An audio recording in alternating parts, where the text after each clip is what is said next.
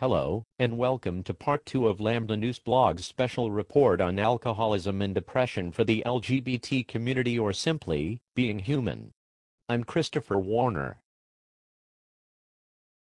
As we go into our segment on depression, I thought I would share with you that if this is a current issue with you or someone you know, then you or they are not alone. For instance, I, myself, am someone who deals with depression every day, and am a recovering alcoholic.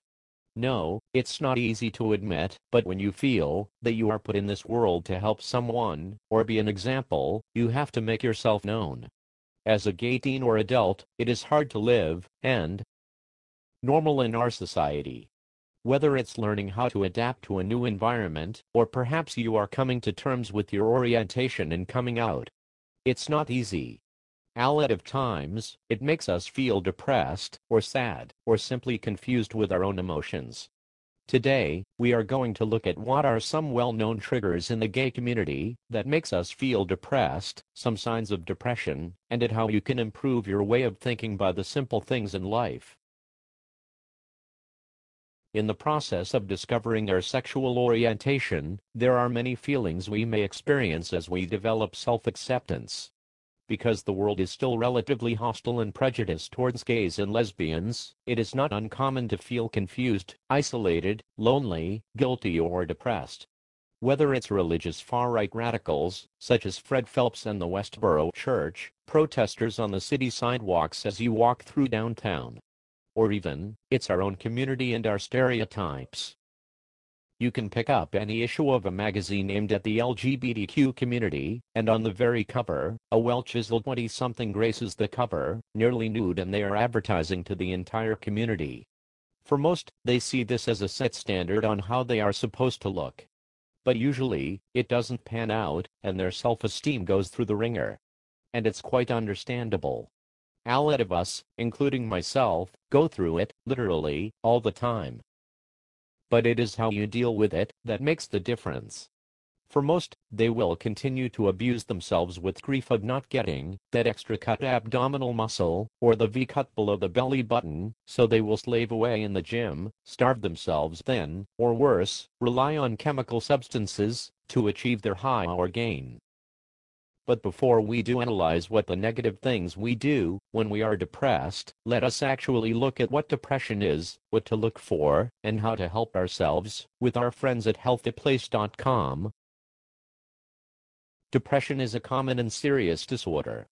Every year, depression affects 10% of adult Americans over age 18. Depression takes a big toll in suffering, and can lead to suicide in severe cases. Family, friends, health, work, or school can all be seriously impacted by the disease. However, depression is very treatable. There is hope. What causes depression? Medical research has contributed much to our understanding of depression. However, scientists do not know the exact mechanism that triggers depressive illness. Probably no single cause gives rise to the illness, and researchers continue to piece the puzzle together. In the past, doctors believed that depression was the result of thoughts or emotions that were troubling for a person. More recently, experts realized that there can be several factors working together that will lead a person to become depressed. The three most important of these are biological, genetic, and environmental factors. Biological causes are due to changes in the chemistry of the brain, such as fluctuations in the levels of important hormones. Genetic causes are the result of what you inherit from your parents. If one or both of your parents have a vulnerability to depression, then it can be transmitted to you. Environmental factors, also called emotional factors, result from stressful emotional situations, such as a lack of loving parents or the death of a parent during childhood. To make it even more complicated, depression can also occur as a result of a combination of the three factors just mentioned. If you inherited a vulnerability to depression from one of your parents, your brain may react to a stressful event in a way that causes you to get depressed. What can we do, ourselves, to help ourselves to feel better? Change our daily life patterns. Take out what may be seen as negative influences in our lives, and add in positive ones. Exercise, healthy eating habits, social activities, and just changing your mental outlook at life. And remember, be yourself. Never change who you truly are for anyone.